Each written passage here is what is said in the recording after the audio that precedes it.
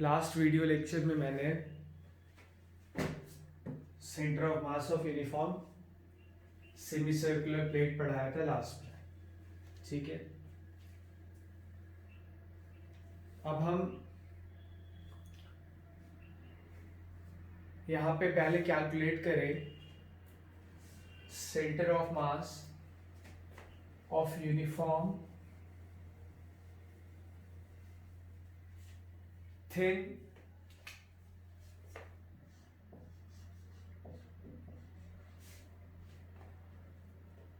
Hemispherical shell, hemispherical shell.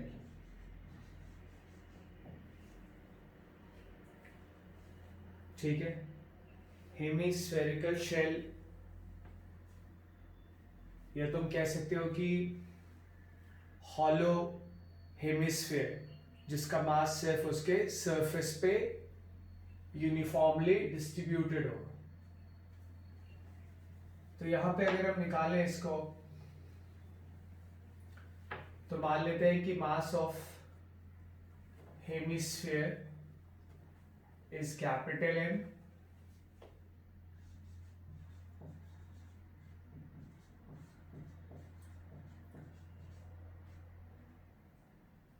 And radius capital R, ठीक है। तो इसका मास सिर्फ सरफेस पे डिस्ट्रीब्यूटेड है, और सरफेस का वॉल्यूम तो होता नहीं है, सरफेस का एरिया होता है।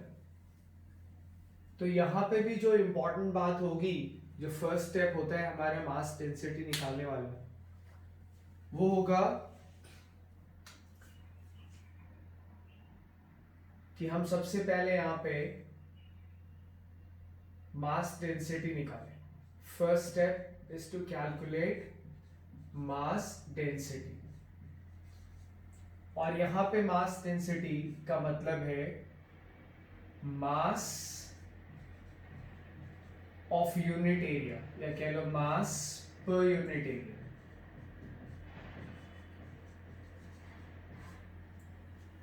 हॉलो हेमिस्फीयर है, हॉलो हेमिस्फीयर का सरफेस एरिया 2πr² होगा, पूरे स्फीयर का सरफेस एरिया 4πr² होता है, उसका मास m है।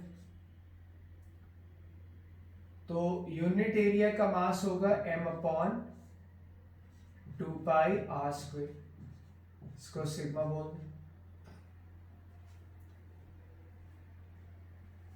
तो सिग्मा हमने निकाल लिया, this is 2πr² into sigma is total mass, और सिग्मा की वैल्यू है surface area into mass of unit area is total mass.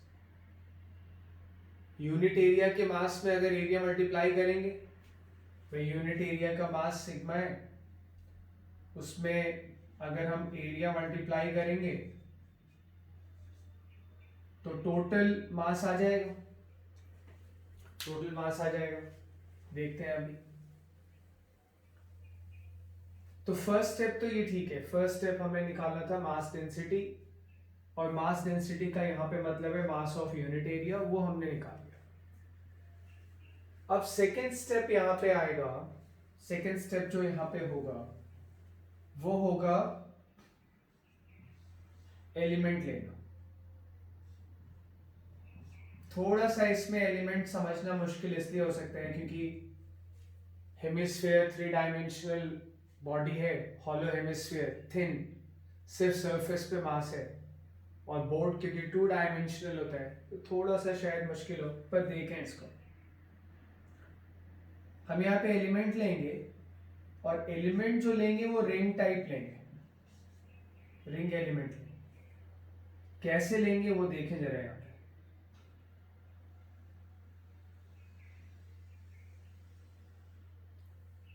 ये मैंने हेमिस्फीयर बनाया, पर सेमी सर्कुलर रिंग भी ऐसे ही बनाया था, डिस्क भी ऐसे ही बनाया था। ऐसे कर दें तो शायद थोड़ा ज्यादा फील आएगा कि ये हेमिस्फीयर, ठीक है। हेमिस्फीयर का एलिमेंट हम कैसे लेंगे ये देखें जरा, हेमिस्फीयर का एलिमेंट, और जो यहाँ लेंगे ना वही फिर आगे रिजिड बॉडी डायनामिक्स में, वही ग्रेविटेशन में, वही इलेक्ट्रोस्टैटिक्स में हम लेंगे। ये लाइन ऑफ सिमेट्री है इसकी, इसमें कोई डाउट नहीं होना चाहिए तुम्हें कि this is line of symmetry.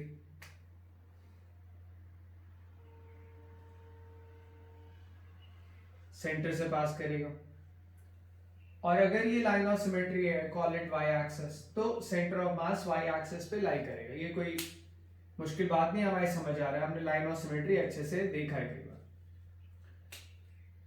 तो लाइन ऑफ सिमेट्री से हम क्या करें, इधर जाएं, एक रेडियस ड्रॉ करें at an angle let's say theta, और यहां पे हम थीटा एंगल पे जाके हम एक स्फीयर पे, तुम विजुलाइज करो एक हेमिस्फीयर है, उस पे एक सर्कल ड्रॉ करें हेमिस्फीयर के सरफेस पे। जैसे ये हेमिस्फीयर है, ये वर्टिकल लाइन गई, हम इससे थीटा लाइन इधर गए, ये हेमिस्फीयर है इस तरह से, है ना, ऐसे देखो, ये हेमिस्फीयर है इस तरह से, ये वर्टिकल लाइन ऊपर गई, हम इससे थीटा एंगल पे गए, और उस थीटा एंगल पे जाके हम हेमिस्फीयर के सरफेस पे इस तरह से एक सर्कल ड्रॉ करेंगे। हेमिस्फीयर इस तरह से, ठीक है, पता नहीं उसको लैटिट्यूड बोलते हैं या क्या बोलते हैं, अर्थ में जो लाइंस तुमने देखी होंगी, ठीक है, सर्कुलर लाइंस होती हैं, तो ये हेमिस्फीयर है, ये वर्टिकल लाइन जो Y axis line of symmetry, उसके चारों तरफ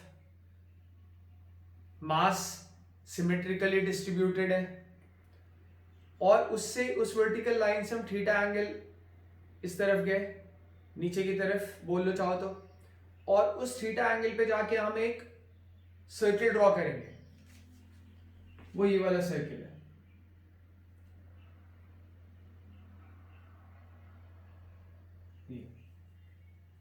ऑब्वियसली वो वाला एंगल अगर उधर थीटा है, तो ये वाला एंगल भी इधर थीटा ही आएगा, चारों तरफ थीटा एंगल होगा, ये एंगल भी थीटा आएगा, ऐसे घूमेंगे।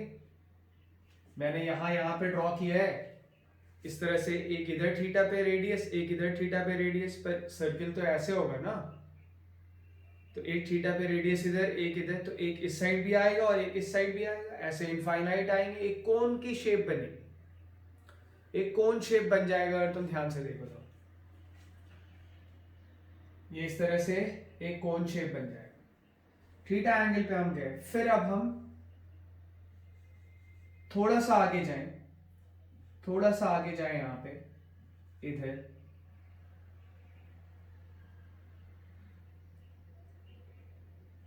ये डी थीटा एंगल होगा।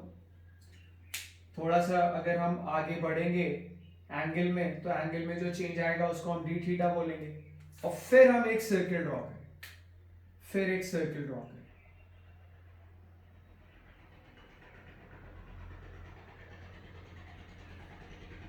ये थोड़ा सा स्लैंट सरफेस आ रहा है, radius of the hemisphere is R, तो उधर हम थीटा पे जाके हमने डी थीटा पे एक और रेडियस बनाया, फिर इस तरह से सर्किल ड्रॉ किया, है ना, तो ये वाला भी वही होगा,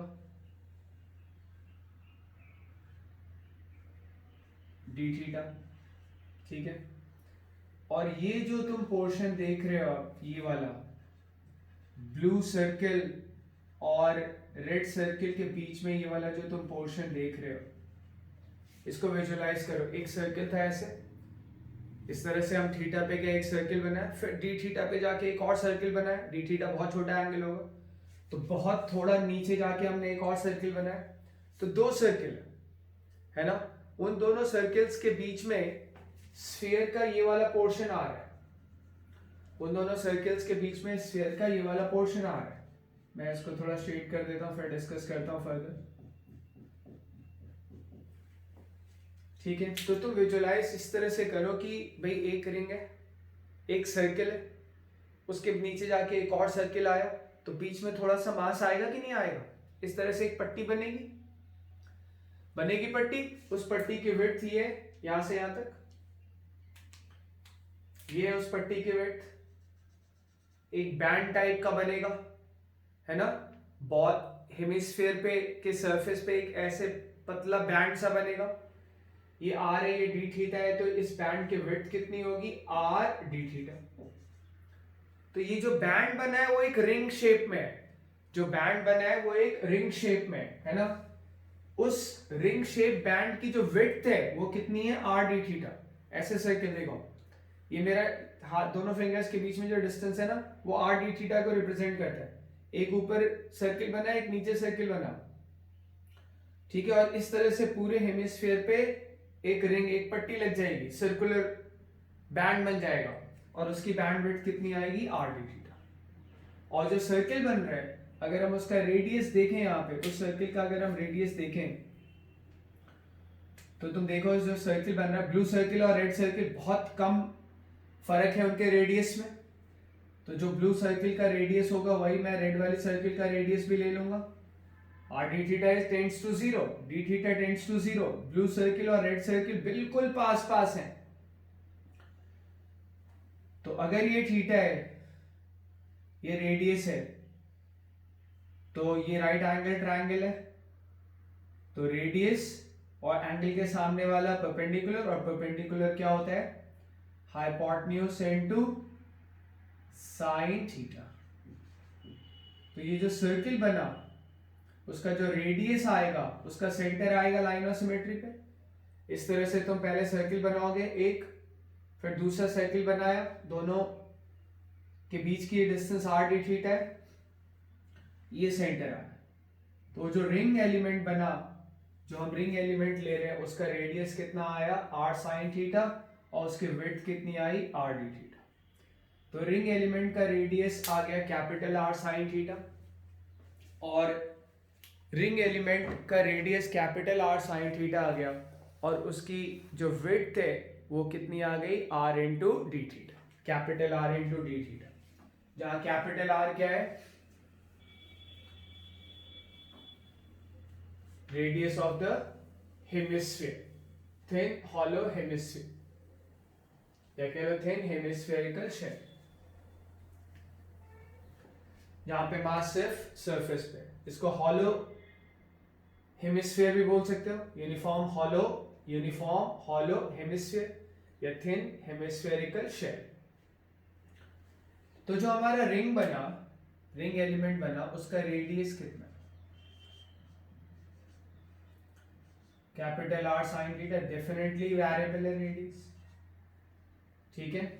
थीटा ये एंगल, इस तरफ और इस तरफ, चारों तरफ होगा, वो कौन शेप बनेगा इस तरह से। मैंने तो खाली दो ही रेडियस ऐसे ऐसे दिखाए ना, पर वो तो इस तरह से पूरा सर्किल आएगा, रेडियस इधर भी होगा अंदर भी होगा, बताया था अभी, पूरा एक कोन बनेगा जिसका सेमी वर्टिकल एंगल कितना होगा, थीटा। एरिया लिखें, एरिया क्यों निकाल रहे हैं, क्योंकि मेरे पास यहाँ पे मास पर यूनिट एरिया है, मुझे एलिमेंट का मास चाहिए होगा, और जब मेरे पास मास पर यूनिट एरिया अवेलेबल है, या कह लो यूनिट एरिया का मास अवेलेबल है, तो एलिमेंट का एरिया निकालने के लिए, सॉरी, एलिमेंट का मास निकालने के लिए मुझे एलिमेंट का एरिया चाहिए। रिंग एलिमेंट का एरिया, बैंड इस तरह से बना है, मैंने तुम्हें रिंग एलिमेंट का एरिया निकालना बताया था, तुम उसको रिवाइज करो। रिंग एलिमेंट का एरिया होता है उसका circumference 2 pi are,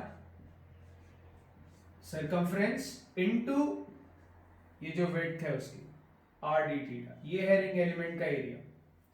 ring element का एरिया मैंने डिस्क वाले में, सेमी सर्कुलर डिस्क वाले में बताया था, बस वहां पे सर्कमफ्रेंस पाई आर था क्योंकि सेमी सर्किल बन रहा था, पर यहाँ पे तो जो रिंग एलिमेंट है उसका फुल सर्किल बन रहा है, रेडियस स्मॉल आर है, तो circumference 2 pi r into r D theta हो जाएगा, है ना।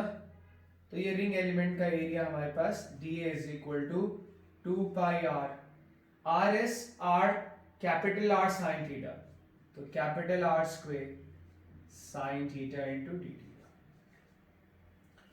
ये हमारा रिंग एलिमेंट का एरिया आ गया, और क्लियरली तुम देख सकते हो कि थीटा इज अ वेरिएबल। जैसे हम इस वर्टिकल लाइन से थीटा एंगल पे आ गए थे, स्टार्ट हम वर्टिकल लाइन लेने की शुरुआत कहां से करें,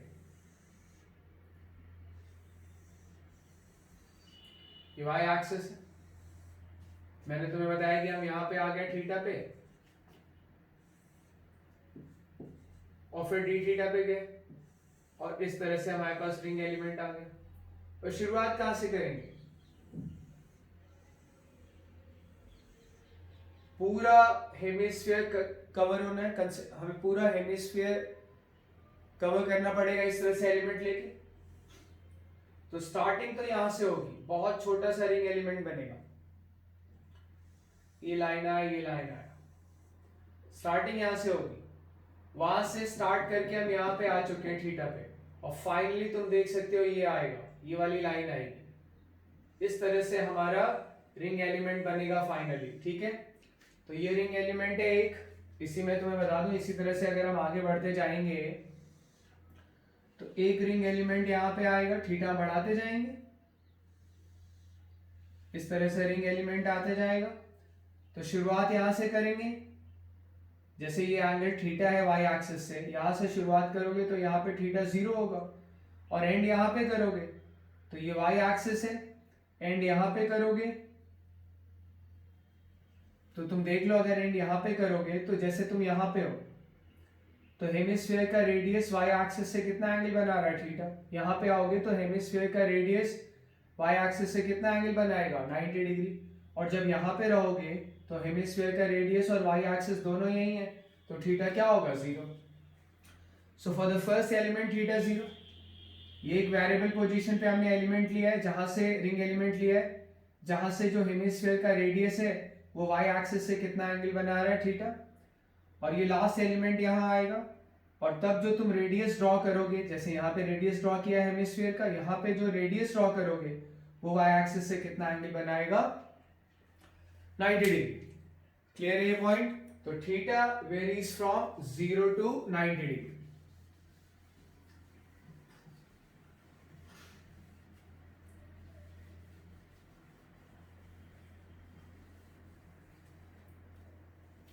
लिख ले, theta is variable and theta varies from 0 to 90 degree. Pi pi by 2 लिख ले। Theta varies from 0 to pi by 2 और पूरा हेमिस्फीयर कवर हो जाएगा, पूरा हेमिस्फीयर हम कंसीडर कर लेंगे। ठीक है, ये एक एलिमेंट है और हम स्टार्ट यहां से करेंगे, फिर इस तरह से एक एलिमेंट आएगा, फिर इस तरह से एक एलिमेंट आएगा और ये एक लास्ट एलिमेंट होगा और पूरा हेमिस्फीयर का मास कंसीडर हो गया। Theta varies from 0 to 90 degree. ये आ गया। अब थर्ड हमारा पॉइंट क्या होता है? थर्ड हमारा पॉइंट होता है मास ऑफ द एलिमेंट लिखना। मास ऑफ द एलिमेंट, ये हमारा थर्ड है, मास ऑफ द एलिमेंट। ठीक है, तो मास ऑफ द एलिमेंट देखें भाई, यूनिट एरिया का मास सिग्मा। हमारे एलिमेंट का एरिया डी है, तो यूनिट एरिया का मास सिग्मा, तो डी एरिया का मास सिग्मा इंटू डी लिख सकते हैं। तो mass of the element dm is equal to sigma into D. Sigma is m upon 2 pi are square, sigma ही रहने दें, और dA is 2 pi are square sine theta into D theta. अगर अब हम यहां पे सिग्मा की वैल्यू रखें, ठीक है, अगर हम यहां पे सिग्मा की वैल्यू रखें तो तुम देखो m upon 2 pi are square और ये भी 2 पाई आर स्क्वायर है, तो ये क्या आ जाएगा? m sine theta d theta. Sigma की वैल्यू रखते हैं, फिर capital M is the mass of the hemisphere, तो dm is equal to capital M sine theta into D theta, where theta varies from 0 to pi by 2। ये सही लिखा है या गलत लिखा है, इसको जानने के लिए क्या करो? इंटीग्रेट करो। थीटा 0 से पाई बाई 2 लो और dm एक एलिमेंट का मास है, अगर हम उसको इंटीग्रेट करेंगे तो हेमिस्फीयर का टोटल मास आना चाहिए। तो तुम वेरीफाई कर लो इसको इंटीग्रेट करके, थीटा वेरी कराओ 0 to पाई बाई 2 और देखो कि हेमिस्फीयर का टोटल मास कैपिटल M आ रहा है या नहीं आ रहा है। ठीक है, dm is the mass of the element. Integration करने का मतलब क्या है कि हम एलिमेंट्स के मास को ऐड कर रहे हैं और जब सारे एलिमेंट्स के मास को ऐड करेंगे हेमिस्फीयर के सारे एलिमेंट्स के मास को ऐड करेंगे तो इसका मतलब पूरा हेमिस्फीयर बन जाएगा, और पूरे हेमिस्फीयर का मास कितना आना चाहिए, कैपिटल एम। तो इसका इंटीग्रेशन तुम देख लो वेरीफाई करके, कैपिटल एम आ रहा है या नहीं आ रहा। मास ऑफ द एलिमेंट के बाद अब हमें देखना है centre of mass of element.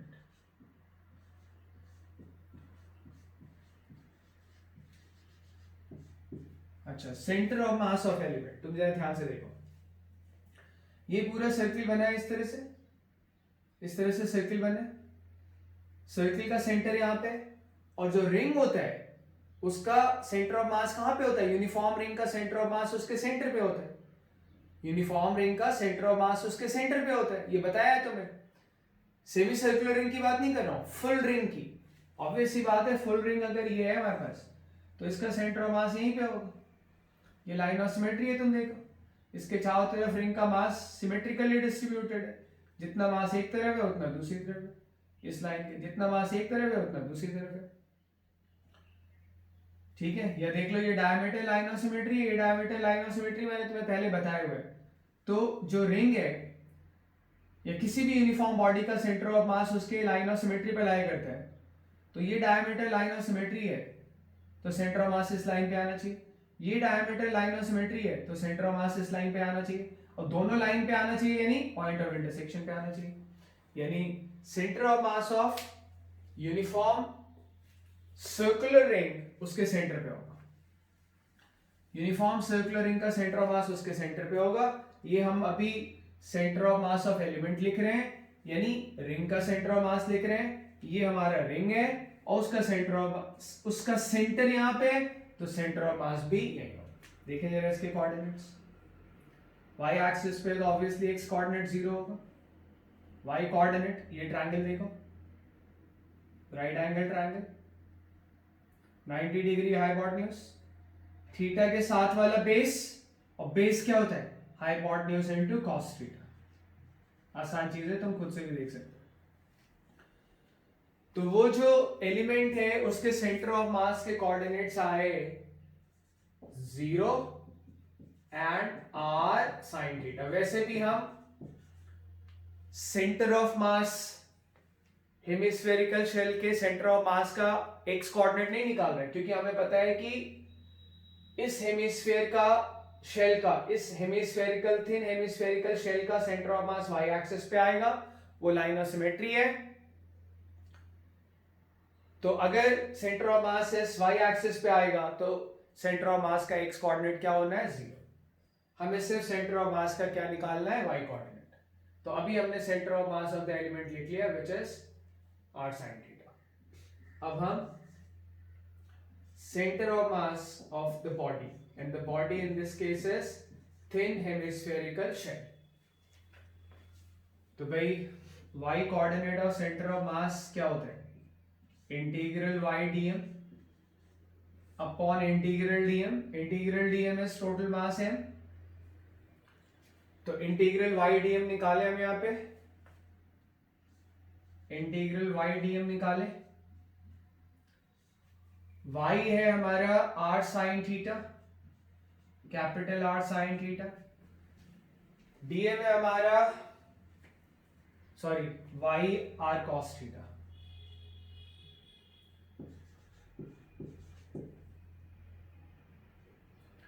y capital R cos theta, और dm है हमारा कैपिटल M sin थीटा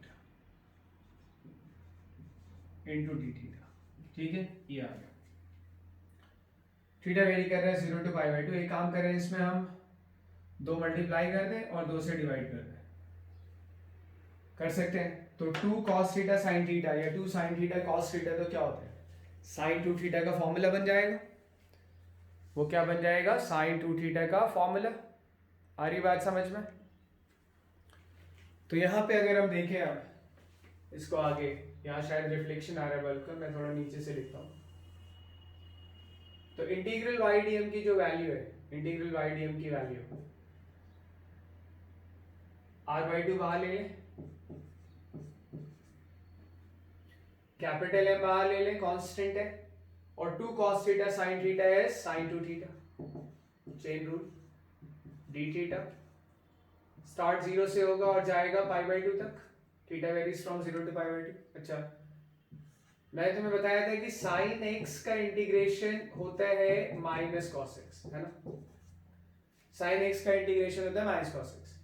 पर अगर साइन ए एक्स हो, एक्स की जगह पे एक्स से कुछ मल्टीप्लाई हो, तो उसका इंटीग्रेशन क्या होता है, माइनस, सेम यही फॉर्मूला लगेगा, कॉस ए एक्स अपॉन जो एक्स का कॉफिशिएंट है उससे डिवाइड करेंगे, अपॉन जो एक्स का कॉफिशिएंट है उससे डिवाइड करेंगे। तो यहां पे अगर हम देखें तो इंटीग्रल वाई डी एम की वैल्यू जो आ रही है उसको देखें अगर, तो एम आर अपॉन 2 तो है ही,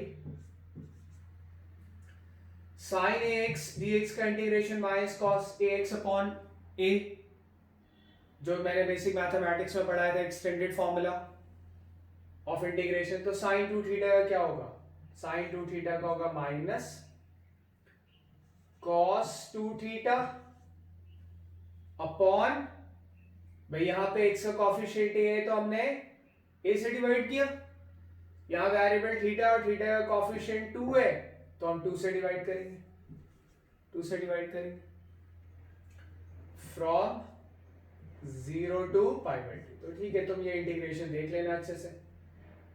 तो मैं इसको लिखूंगा एम आर अपॉन 4, 2 बार आ गए, और माइनस साइन से मैं लिमिट इंटरचेंज कर लेता हूं, बताया कई बार, π/2 इधर 0 इधर, तो आएगा इंटीग्रल वाई डी एम की वैल्यू जो आ रही है वो है एम आर अपॉन 4, 0 रखो कॉस की थीटा की जगह पे, तो cos 0 इज 1 माइनस थीटा की जगह पे π/2 रखो, लोअर लिमिट, तो 2 into π/2 that is pi, 2 theta, theta π/2 है तो 2 थीटा पाई हो जाएगा, and cos pi is -1, value तुम्हें याद होनी चाहिए हमेशा। तो माइनस माइनस प्लस, प्लस 2 हो जाएगा ये, और नीचे 4 है तो ये आ जाएगा mr upon 2, this is mr upon 2। तो मेन तो इंटीग्रल वाई डी एम निकालना था यहाँ पे, और मेन अगर यहाँ पे इंटीग्रल वाई डी एम निकालना था तो वो हमने निकाल लिया। अब y coordinate of centre of mass, यही लिख देता हूं, क्या आएगा,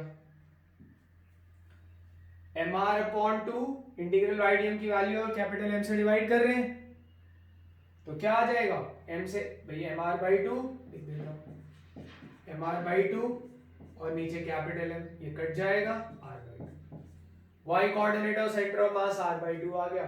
और जहां तक x coordinate of centre of मास की बात है वो निकालने की जरूरत ही नहीं है, y एक्सिस पे होगा, और y एक्सिस पे x कोऑर्डिनेट कितना होता है, 0। और फिर भी अगर तुम निकालना चाहो तो integral x dm upon total mass, जहां पे x होता है एलिमेंट के सेंटर ऑफ मास का x कोऑर्डिनेट जो कि 0 है, न्यूमरेटर 0 हो गया, वैल्यू 0 हो गया। तो सेंटर ऑफ मास जो आया उसका y कोऑर्डिनेट r बाई 2 है। तो अब मैं इसका थोड़ा इंटरप्रिटेशन कर दूं तुम्हारे लिए कि हम कैसे याद रखेंगे। थिन हेमिस्फेरिकल शेल बोल लो, या चाहो तो बोल लो हॉलो यूनिफॉर्म हेमिस्फीयर। तो हॉलो यूनिफॉर्म हेमिस्फीयर का जो सेंटर ऑफ मास होगा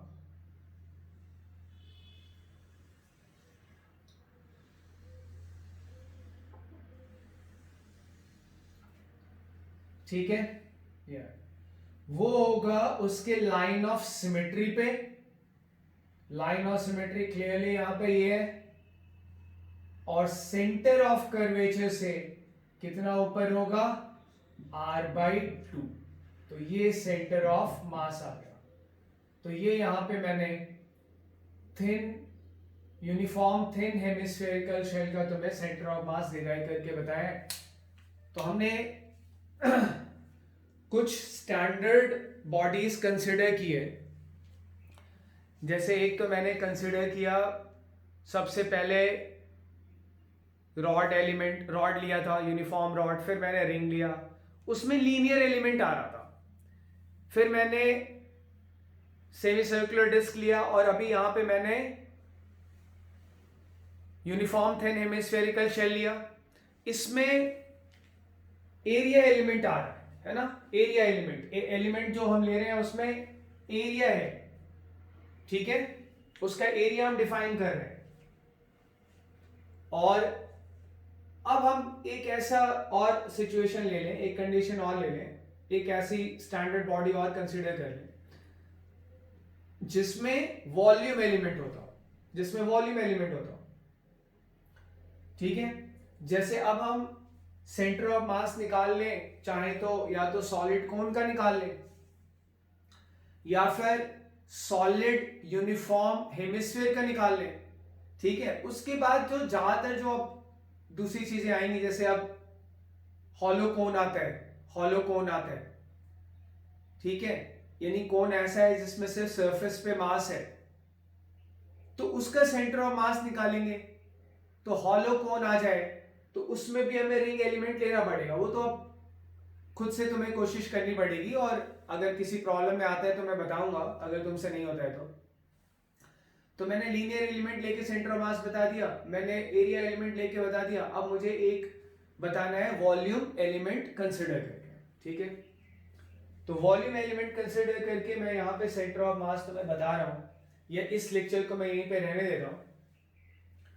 नेक्स्ट लेक्चर में मैं तुम्हें centre of mass of either solid कोन बता दूंगा, यूनिफॉर्म सॉलिड कोन, या फिर यूनिफॉर्म सॉलिड हेमिस्फीयर।